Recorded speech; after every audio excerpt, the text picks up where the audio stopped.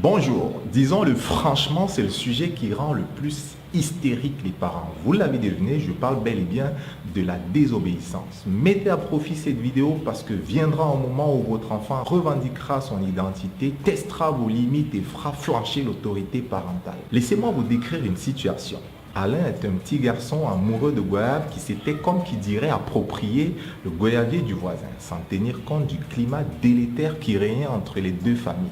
Le père avait beau interdire, rapporter des goyaves, que rien n'y faisait. Cette situation allait bientôt plonger le père dans un conflit. Lui qui s'était promis d'enterrer le bâton venait de renouer avec les fessées. Le problème, c'est que sous ses yeux, son petit garçon se forgeait une personnalité qui petit à petit passait de désobéissant à récalcitrant. Mais ça, c'était avant, parce que depuis qu'il a découvert les 4 astuces que je me prépare à vous livrer dans cette vidéo, il est devenu une espèce de magicien qui se fait obéir littéralement à tous les coups. Même si je tiens à préciser ici que nos enfants devraient plus coopérer qu'obéir. Astuce numéro 1.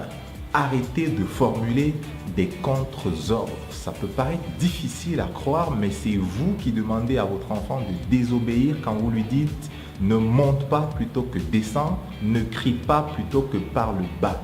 Notez que dans ces deux phrases, le mot-clé ici, c'est monte et crie. C'est exactement ce qu'il fera.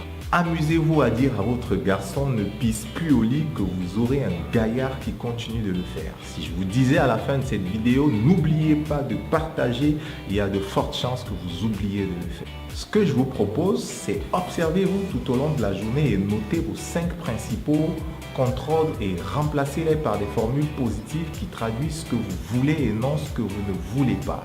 Par exemple, vous ne direz plus « ne va pas dehors mais reste à l'intérieur ».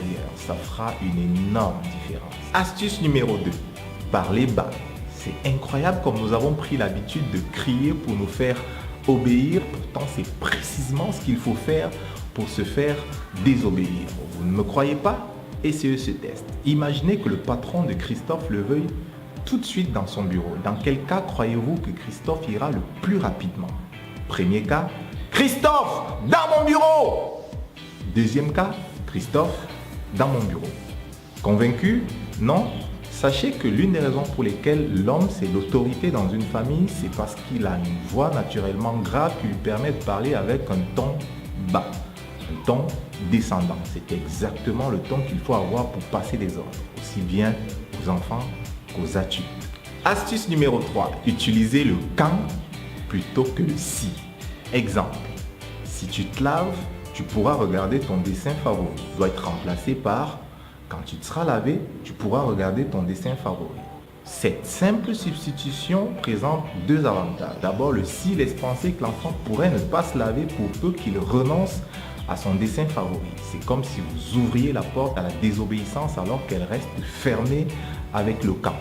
Si les parents préfèrent tellement utiliser le si, en réalité, c'est parce que ça fonctionne. Le problème, c'est qu'à long terme, vous fabriquerez un maître chanteur. À moins que cela ne fasse partie de vos objectifs, vous devez le remplacer au profit du quand. 4e astuce, proposez des choix illusoires. Admettons que votre enfant n'ait pas envie de se laver. Proposez-lui des choix qui mènent tous au bain. Par exemple, tu préfères te laver avant ou après ton dessin animé et le tour est joué.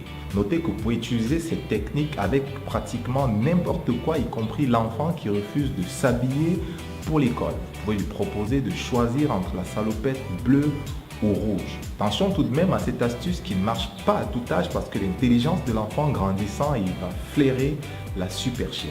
Vous l'aurez compris, il existe des dizaines d'autres astuces qui sont adaptées en fonction des âges. Si vous avez aimé cette vidéo, laissez un pouce vert, partagez. Quant à nous, on se dit à la semaine prochaine.